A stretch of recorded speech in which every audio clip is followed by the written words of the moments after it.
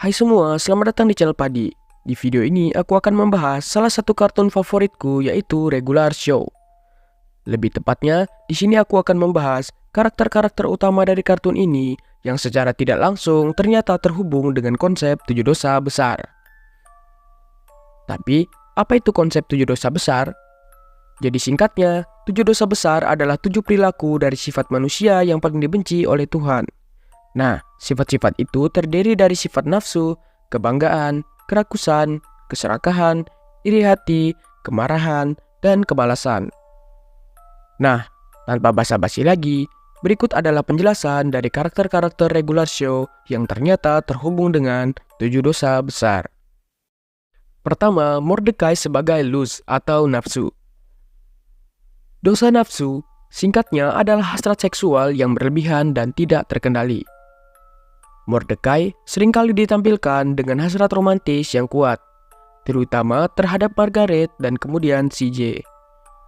Hasrat romantisnya ini memainkan peran penting dalam kehidupannya. Seringkali mengarahkan tindakannya untuk melakukan hal-hal konyol demi mendapatkan kencan atau mengungkapkan perasaannya. Dorongan emosional Mordecai seringkali membuatnya melakukan keputusan impulsif atau mengalami kesulitan emosional yang mendalam saat menghadapi perasaannya sendiri. Meskipun sering memiliki niat baik, tindakannya yang impulsif kadang-kadang dapat menyebabkan kekacauan atau kesalahpahaman di antara teman-temannya. Kedua, Skip sebagai pride atau kebanggaan. Singkatnya, dosa kebanggaan adalah perasaan merasa lebih unggul dan lebih baik dari orang lain. Skips, yang merupakan seorang yeti, adalah personifikasi dari dosa pride. Dia terkenal karena kebijaksanaan dan kekuatannya yang luar biasa.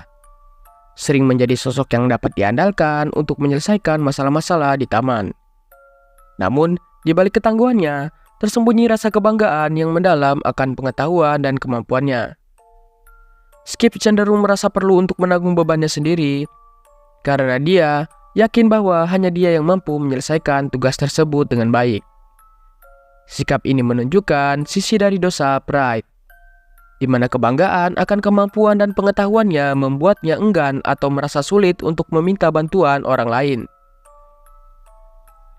Meskipun tidak selalu terlihat jelas, sifat Skip yang ingin menanggung semua tanggung jawab dapat menjadi penyebab potensial konflik dalam cerita, di mana sikap ini dapat menghalangi kerjasama tim atau menyebabkan kesulitan dalam menyelesaikan masalah-masalah bersama.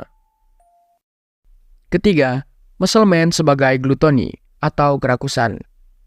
Sesuai namanya, dosa kerakusan adalah konsumsi makanan atau minuman secara berlebihan hingga melampaui kebutuhan tubuh.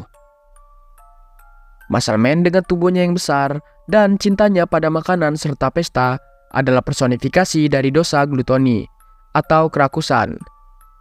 Dia sering terlihat menikmati makanan dalam jumlah besar dan mengadakan pesta yang meriah.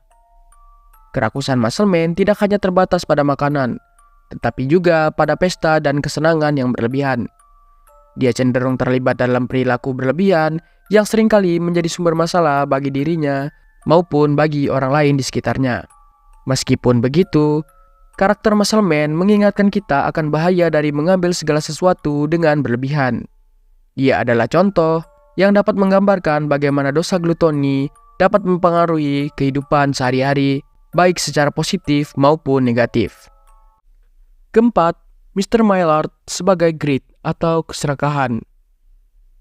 Singkatnya, dosa keserakahan adalah keinginan berlebihan akan harta atau kekayaan. Mr. Maillard, ayah dari Pops, sering digambarkan sebagai sosok yang sangat mementingkan keuntungan dan kepemilikan taman.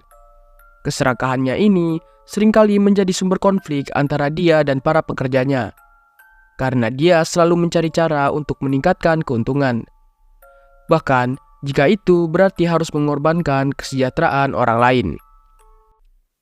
Kelima, Rigby sebagai envy atau iri hati. Dosa iri hati adalah perasaan tidak senang atau dengki terhadap kebahagiaan atau keberhasilan orang lain.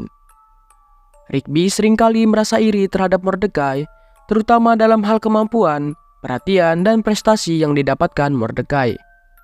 Ia seringkali merasa tidak diakui atau terpinggirkan di antara teman-temannya, terutama ketika Mordekai mendapatkan lebih banyak perhatian atau memenangkan sesuatu yang diinginkan Rigby.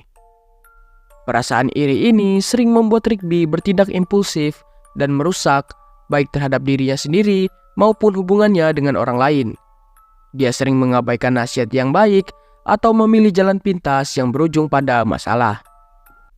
Keenam, Benson sebagai wrath atau kemarahan. Dosa kemarahan adalah kemarahan yang tidak terkendali dan dorongan untuk membalas dendam. Benson adalah personifikasi dari dosa wrath. Dia sering terlihat marah kepada para pekerjanya, terutama Mordekai dan Rigby saat mereka tidak bekerja dengan baik atau menyebabkan masalah. Kemarahan Benson seringkali meledak-ledak dalam bentuk teriakan maupun hukuman keras. Dia memiliki standar tinggi untuk disiplin dan kinerja di taman, dan tidak segan untuk menegur atau menghukum siapapun yang dianggapnya melanggar aturan atau tidak bertanggung jawab. Meskipun kadang-kadang terlihat arogan, kemarahan Benson muncul dari keinginannya untuk menjaga taman tetap berjalan dengan baik. Dia merasa tanggung jawab besar atas keberhasilan dan citra taman, yang membuatnya rentan terhadap frustasi dan kemarahan ketika hal-hal tidak berjalan sesuai rencananya. Ketujuh, Pops sebagai sloth atau kemalasan. Dosa kemalasan adalah ketidakmauan atau enggan untuk melakukan tugas atau pekerjaan yang seharusnya dilakukan. Mungkin agak sedikit kontroversial jika menyebut Pops sebagai karakter yang merepresentasikan sloth atau kemalasan, karena Pops memiliki sifat penuh kasih dan baik hati. Tetapi karakter Pops yang sangat santai, kurang inisiatif, seringkali tidak terlibat dalam pekerjaan sehari-hari, inilah yang membuat karakter Pops ini mewakili sloth atau kemalasan. Dia lebih memilih untuk menikmati kehidupannya dengan cara yang lebih santai dan seperti berada di dalam dunianya sendiri.